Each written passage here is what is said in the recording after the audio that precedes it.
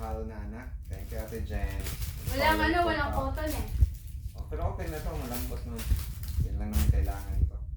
Malambot. Tapos At ginamit. sana, Tapos ginamit. so lahat ng mga luma ko, Ate Jen, na ibigay mo na sa mga... So ito naman yung gift ko para kay Lian. Ay, nakinan. Ay, hinawakan ko yung kanina. Papang gift ko yan. Kasi hindi mo pera. Amatas eh. Yan. You're not happy, Lian? I'm happy. Tapos naiyak kasiyahan ko kanina. Nung binili ko to. Ito. Hinahanap pa namin sa lahat ng mga sulok ng Robinson. Wala kaming mahanap na yung exactly na sinasabi ni mama na katulad nito. Ay. Ayan, kay mama to.